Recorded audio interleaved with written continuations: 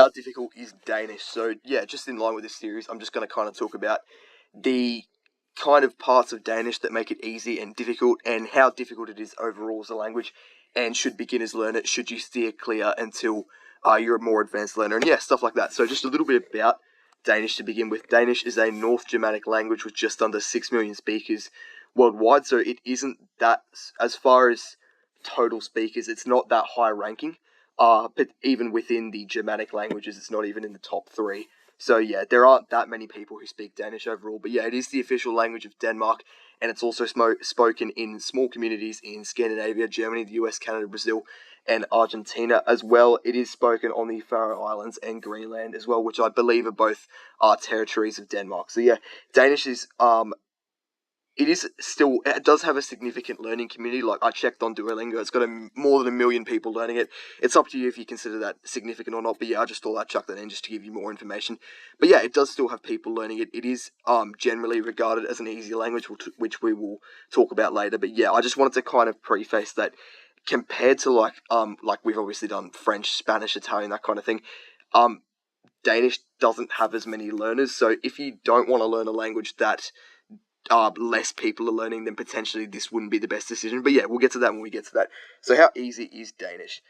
Danish is one of the easiest languages for English speakers to learn overall. It's consistently within the top 5, and I would say it's always within the top 10. So it is East Scandinavian, which makes it very much related to Swedish. I don't have a map in this video, but basically it's a Germanic language. Then you've got the Scandinavian languages, which are even more closely knit than that. So like Norwegian, Danish, Swedish, Icelandic, they're all more closely related than like English and German are. And then Danish is especially related to Swedish. They have a lot in common. So if you already do know Swedish, which I presume you don't, but if you do, they are very much similar. So it wouldn't be that difficult to learn Danish. Danish also uses 2 grammatical genders. That's not uncommon. It's not masculine and feminine. I believe it is common and neuter, which is common is basically almost like historically masculine and feminine, but they have been merged together. But yeah, all you really need to worry about is that there are 2. The Danish alphabet is also 29 letters. I have it on the next slide.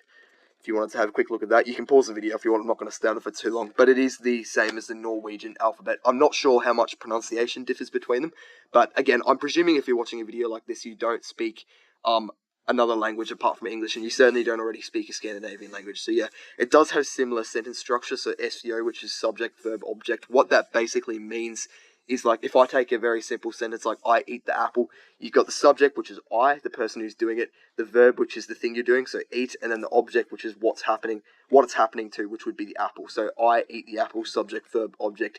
It is the same in Danish, although it does occasionally invert. I believe it inverts to verb before subject. I think. I'm sorry if that's wrong. But yeah, it just means occasionally the sentence structure is different, but that's not that difficult overall. And English sentence structure is different as well. Like when we ask questions, we put the verb before the subject. So like we'd say, instead of I am here, you might say am I here, or something like that, where you put the second word before the first word, where you wouldn't really usually do that. So yeah, not something you have to really worry about, but I just thought I'd point that out. It does have plenty of cognates. Cognates are words that are either very similar or the same because they're like borrowed and that kind of thing. So I believe like computer, I've read a whole list of them. Computer sandwich. There's tons of words that are literally just the same between English and Danish. So that's really good for like listening and reading and stuff. You just, even if you don't know the word, it'll just be obvious what it is. So yeah, that's good. And overall, it is an excellent language for beginners because it does have very few challenges compared to most other languages. Like the alphabet, even though it's slightly longer, it's basically the same. The only thing it would differ in is pronunciation. But yeah, it can't be that difficult. You don't have to learn another script like with Russian or even harder languages like Arabic.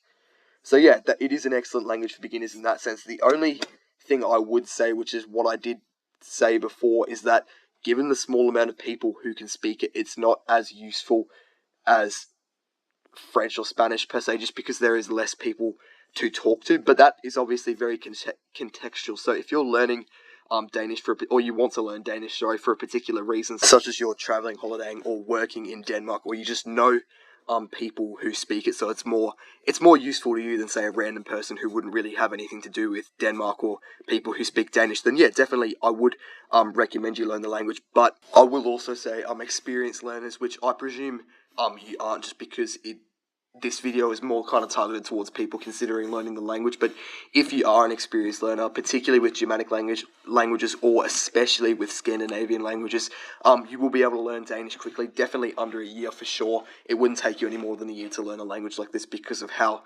similar it is and how easy it is overall. So yeah, that's pretty much everything about it. Danish is a simple and cool language for beginner learners.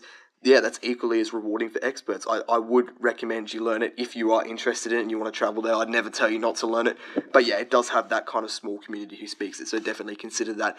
I do have, guys, in the description, link to my online language coaching. If you're interested in that and you're a beginner, I'd highly recommend you check it out. It is affordable, and I've got all the information down below. But yeah, like and subscribe. Thank you, and I hope you enjoyed.